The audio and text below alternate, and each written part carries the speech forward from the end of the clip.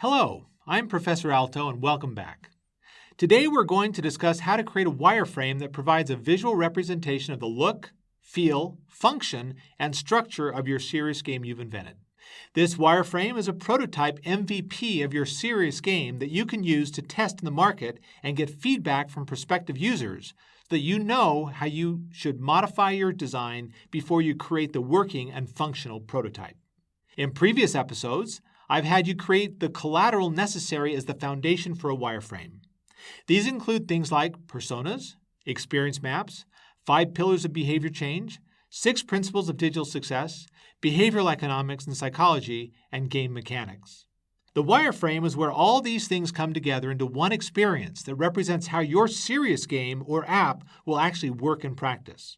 So let's get started with my 10-step program. Step 1. Analog before digital. I find it's always better to start analog before you create digitally. What I mean by that is start to draw your wireframe on paper or a whiteboard where it's easy to erase and make changes. Once you have a clear idea of your structure and look and feel, you can then move to creating the digital version. Step 2. Group activity. Do this as a group activity where you can get the diverse perspectives and input from the various people on your team. Make sure you get everyone to contribute. You'll be amazed that some of the quietest people on your team have some of the best insights and ideas, so be sure to draw them out. Step 3. Great artists steal. Steve Jobs made the infamous comment that good artists copy and great artists steal. My point here is that there are millions of serious games and apps out there already that do many of the things you're seeking to do. Learn from them and copy those that you think are the best at achieving your goals. Step 4. Practice drives structure. You need to create a physical structure and hierarchy for your design. This means that you need to decide the order, feature, functions, and benefits of each element within a pyramid hierarchy. But remember that the structure you create will drive the practices and habits you seek to develop. So your structure must be reinforcing to your practice. Step 5. Look and feel. Select the style, look, and feel of your serious game. I oftentimes find it helpful to think of this like a mashup, where you say something like, our serious game will be like a mashup of Fitbit, Strava, and Facebook. And then you go on to explain the element of each that you are trying to combine for your differentiated approach. Step 6. Simplexity. This is a word I made up that combines simple and complex into one.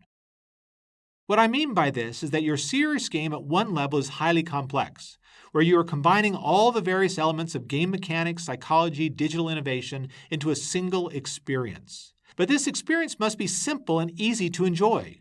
One level of simplicity that I think essential is that no screen should be more than 3 clicks away from home. Step 7. Pick digital tools. Once you have locked on your analog design, you are now ready to digitize it. There are dozens of different tools you can use for creating your digital wireframe. One I encourage my students to use is Envision. It is easy to learn, quick to apply, and yields high quality and professional results. People that are familiar and comfortable with the Adobe suite of products will often create wireframes with those tools. PowerPoint is probably the simplest and easiest tool to use for this design purpose. Step 8. Rough version 1.0. Create your first rough version by determining layout, grids, boxes, etc. Often you will use predefined templates, but you can also create unique layouts if you think that is more appropriate. Use caution before you rush to do unique design. Many templates were derived from best practices observed in the marketplace. So before you start authoring a unique structure and approach, check to make sure that a template isn't a better option. Step 9. Play with your palette. Be sure and play with your color palette to make sure you have one that seems consistent and appropriate to your application. Sometimes using a grayscale first can help you in the process of determining what stands out and is most important. Step 10. Create artistic images. The artistic images that you need for your serious game can come last, after you have figured out all the rest of the pieces. Here again, there are some templates and stock images you can borrow and buy. You can also go to sites like Fiverr and Upwork to get professionals to create artistic images for you for very little money, oftentimes for $5 to $50. So good luck with your wireframe. Be sure and make it dynamic so that when you are testing it with a prospective user, they can navigate by touching the screen and have a similar experience with the wireframe that they would have with a working prototype. Thanks for watching. Please look at the video description for links to exercises and other resources.